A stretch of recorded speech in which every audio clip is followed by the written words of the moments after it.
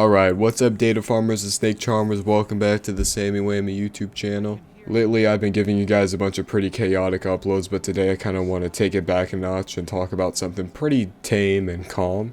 And something that I feel like you guys could fucking relate to, because not everyone's done weed, shrooms, not everyone's hitchhiked on a train or anything. Today I just want to talk about how dumb we were as children. I feel like all of us have an event or two, or maybe a habit or something that we kind of look back at it with displeasure. So yeah, that's what I'm going to be talking about today. Real quick, I hope you enjoy this Shadows of Evil gameplay. Some dude commented that he wanted to see some Left 4 Dead gameplay, but the issue with that is that game is just really loud. There's so many voice lines and everyone's just yelling in it. I feel like that'd just be a pretty big disruption to the actual video content. But if you guys don't give a shit, I'll fucking use it. So anyway, let's get into the fucking video. I feel like one big aspect about us when we were children was that we believed some of the dumbest shit. Like, for instance, I used to think factories made clouds, and as someone who fucking loves sunny days, I always fucking hated factories because I was like, oh yeah, they're the reason that the sun gets blocked out sometimes. And then when I was like 7 years old, I learned about the water cycle, and I was like, god damn, I'm a fucking retard. I remember sometimes out of curiosity I'd talk to my friends about this sort of shit, and it was pretty surprising how many people actually like had the same beliefs as me.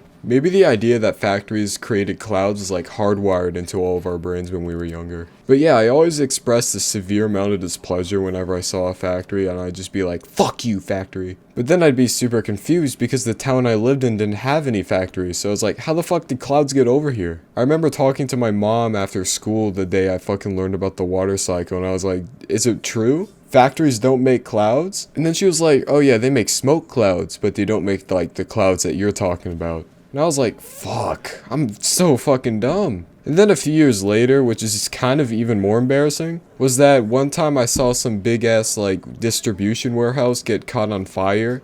And for such a big ass building caught on fire, like it created a huge ass pillar of smoke in the sky. Real shit, you could see that fucking smoke from fucking miles away. I think I might have been 9 or something when this happened. And even though I was fucking 9, I was super smart.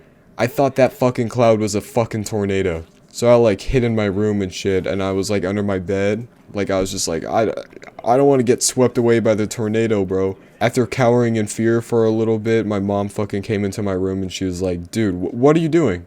I'm hiding from the tornado. Sam, you short-dicked mongrel, it's not a fucking tornado. My mom retorted nowhere fucking near verbatim. But it really hurt my feelings nonetheless, and I was like, fuck, I'm really fucking dumb. And let's just say I told a couple of my friends at school about the whole thing, and they just kind of laughed in my face. Let's just say I was embarrassed for the next few days. Let's up the ante a little bit, and I'm just going to talk about something I feel like a lot of people are super curious about until they finally find out what it is. Let me just say it. Sex. Now, sex was something I was so fucking curious about for super long, just because I had no idea what it was. And I'm just going to keep it real with you, I'm going to sound like a complete loser when I say this. I didn't find out what sex was until I was like 12. And once I did, I was so fucking dumb. I thought sex happened whenever two people got into a fucking bed. I thought that parents, every single time they slept, every single night, they'd fall asleep and then their bodies would just automatically, spontaneously start fucking. And I thought as a result that pregnancy was just random. So when I saw all these shows like 19 Kids and Counting, which if you don't know, it's just like a shitty reality show about a big ass family with 19 children. I thought that family was just super unlucky because they just got the worst luck ever in bed. Like I thought the parents' bodies just wanted them to have as many children as possible. But then I didn't even know what sex actually was like physically. I thought it was like a psychic fucking distribution. Like no contact, and I don't know, cause I knew my parents wore fucking clothes to bed. Once I found out, that was probably the lowest point of my life. My grades started dropping, I lost like 100 friends, like, let's just say my life hit rock bottom. My parents fucking disowned me, I was forced to live out under a bridge for a week. I became the ridicule of the school. I had to wear a dunce cap everywhere I went. I had to wear long sleeve shirts because my arms had so many cuts in them you'd think it was a fucking tic-tac-toe board. Or it was like one of those prison walls that have the tally marks all over it. I fell into a severe depression and I fucking attempted suicide 42 times. And it got even worse when I found out what porn was. All of these free and kinda hot videos made me fucking realize how stupid I was. Rubbing my ignorance in my face like I was absolutely fucking pathetic. For a while, Niagara Falls' entire fucking water input was built up by my tears. I'd stay at the top and cry, and it was a big risk if I went anywhere else because they think I'd flood the town. It took years to get me back into my prime. Nah, but seriously, I was so fucking embarrassed to tell anyone my thoughts on anything that I didn't know completely 100% about. Because of this whole sex dilemma, I began to fucking double check absolutely everything that I did. Like if I was doing a school project, I'd cite like 45 sources. I was that afraid of getting my information incorrect. And even though none of those absolutely drastic things I was talking about earlier actually happened, what I will say is that it did genuinely take a toll on how I felt mentally about my fucking knowledge and aptitude. It literally took a year or two for me to get rid of that self-consciousness. Seriously, I stigmatized everything I did academically, and because of that, my grades fucking soared. I began putting an unreasonable amount of work into the stuff I did, and I ended up becoming one of like the top students in my entire class. And because I was so smart and did so well in school, that's how I got accepted into one of the best private schools I could find. Dude, it's the butterfly effect. Seriously, because I didn't know anything about sex, it ended up ruining my academic confidence so badly that I ended up striving to become one of the best students my school had ever seen. But seriously, I might be exaggerating, but like, this is real. I can't believe, like, that sort of thing tormented me for so long. Genuinely, probably the most embarrassing thing I'd ever admit. Seriously. I hope you're getting a laugh out of the severe openness that I'm giving you guys. Seriously, flame me for that all you want, I don't really care. If anything, I deserve it.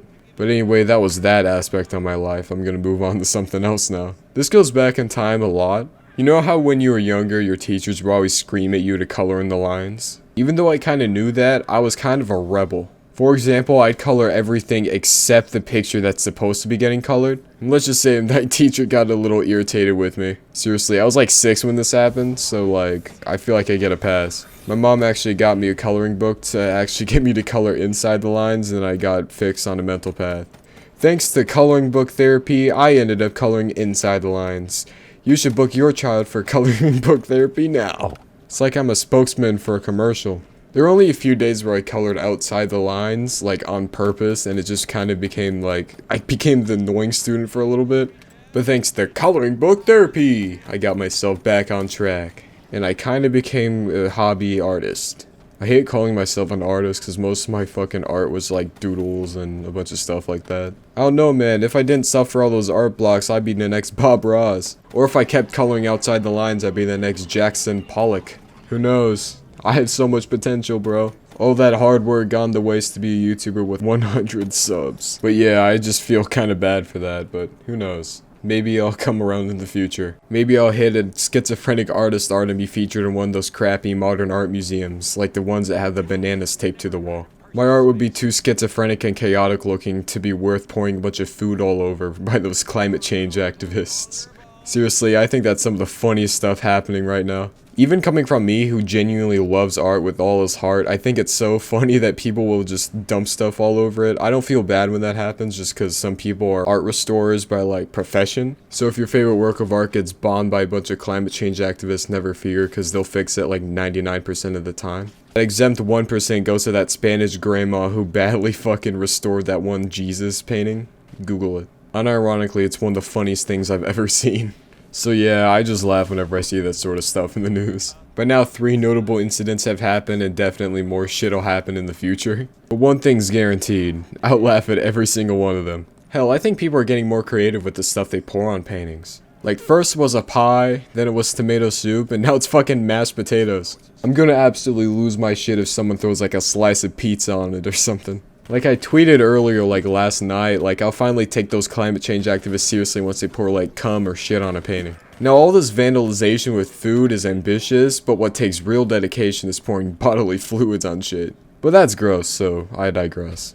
But fat ass tangent aside, let's get back to the rest of the video. One other thing I feel kind of bad for doing as a kid is just I feel like I got information wrong so bad. It's kind of like the sex thing, but like seriously, like I get information mixed up and everything. But I'm gonna keep it real, I never got information as mixed up as a lot of people, like a lot of other people do. For example, I feel like so many people had no idea that Rosa Parks was alive back in like the 50s and 60s. She died in 2005 and they were like, I thought she died in like the fucking 1920s or some shit. Or Pablo Picasso lived until the 1970s. I feel like it's kind of not that hard to look at their contemporaries and kind of compare them and then be like, oh yeah, that makes sense. But I guess as someone who really likes history like me, I love comparing like when different events in different countries and in different fields of like pop culture or government or whatever like converge, and I can see like, so what was happening over here while something over here was happening or something like that. And I like comparing what was going on politically to what was going on in like pop culture at the time.